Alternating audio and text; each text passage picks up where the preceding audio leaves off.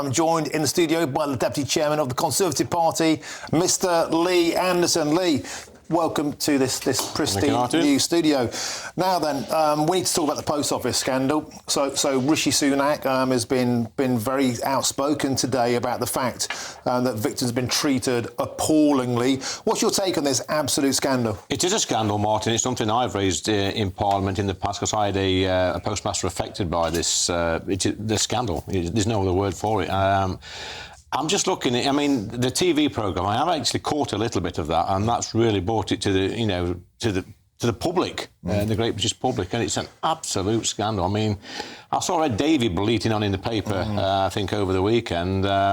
Here's a case of a man who's not that relevant at the moment, but this sort of scandal has brought him back to the forefront of British politics, all for the wrong reasons, may I add.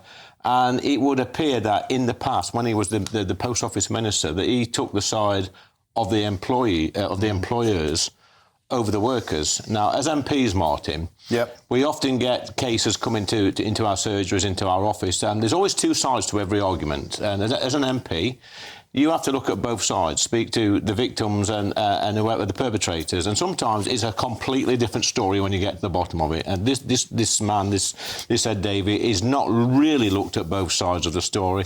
He's took the side of the post office employers, and sadly, many went to prison to, him not listening. And some took their lives and they can't be brought back. So Ed Davey is a guy who's very trigger-happy when he's normally asking for people to resign over political scandals. 31 times, in fact, Lee. He's demanded people get the high jump. Is it time for him to get the high jump? Well, I think the thing is, Martin, if he actually resigned, nobody'd notice. So he can carry on spouting his nonsense in Parliament as much as he likes, and his constituents will make that decision at the next election. But he really should be coming out now, instead of making excuses, instead of saying he was lied to, and he needs to probably apologise, make a public apology in Parliament to these people that sadly took their lives, the families of these victims, and the people that went to prison. There's going to be a lot of compensation cases coming down the pipeline over this, Lee, and that means a big bill. Who's going to pay that bill? You think Fujitsu, the software supplier, should be held accountable? Well, if they've got any sort of moral compass, they would be making a donation. I doubt it very much, Martin, and sadly,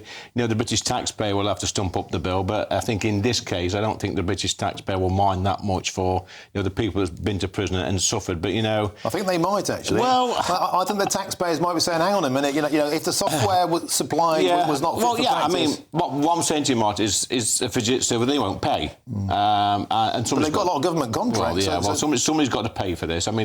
Maybe that's a debate to have in Parliament about the accountability for this firm. They've made a lot of money. And they made a lot of misery as well, Martin, on the back of that money. So maybe you've got a fair point there. OK, I want to move on to another story doing the rounds today. Of course, as we speak, the North Sea oil and gas licence debate is going on. And one of your colleagues, Chris Skidmore, has resigned over this. I wanted to get your take on this. Triggered yet another by-election. That's the last thing I do at the moment. Yeah, we don't need any more by-elections. It's a little bit sad that my colleagues resigned over this. Look, I don't understand his arguments. We need oil and gas.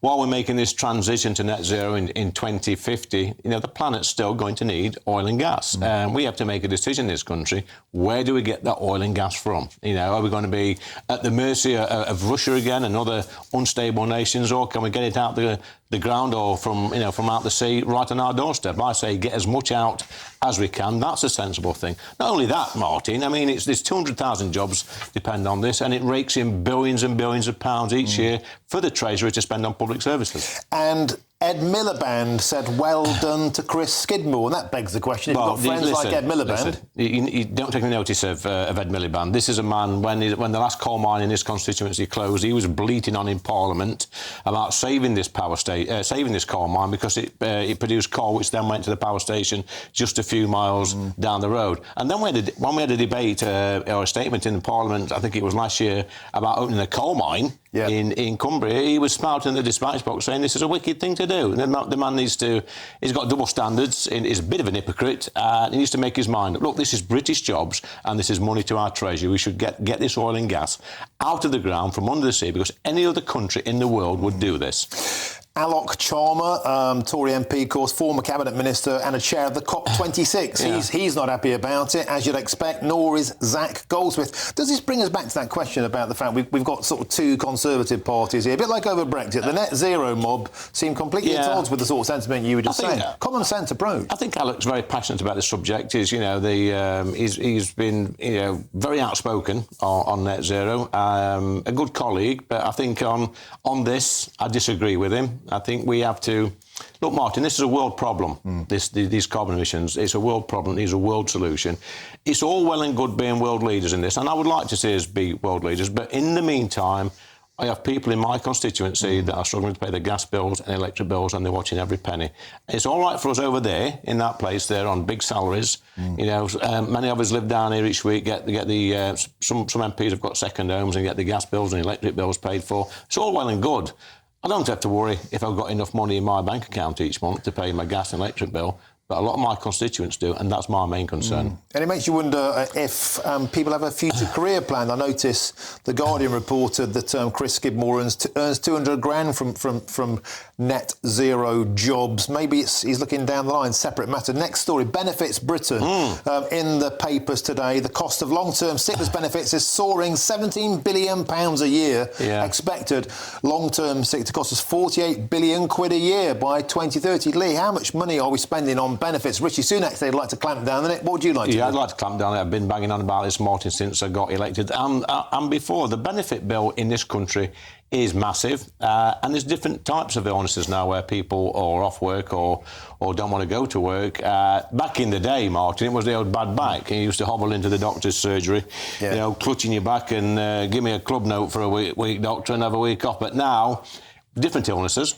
It's more the mental health side of things as well, where it's not always possible to diagnose correctly. I would say that there are a lot of genuine cases out there with mental health problems, with anxiety problems and the like, but I'm pretty sure there's some people playing the system. But what we need to do, Martin, I know by speaking to employers and speaking to people in Ashfield, that if you've got mental health problems or disabilities, you're far better off in the workplace on a day-to-day basis, working and talking to people. That's better than being stuck at home on benefits, wasting your life. OK, I want to very quickly ask you about Sadiq Khan. Yeah. So we narrowly avoided the tube strike in London. Seems to me Sadiq Khan has capitulated to the unions. Is that a taste of what we might expect under a Labour government? Well, it is. I mean, I came down to London last night because of the tube strikes. I actually drove down, and this is the hypocrisy of Khan. He wants to see a cleaner atmosphere, cleaner air. I had to drive down to London last night because I thought there was going to be strikes on in London. I don't think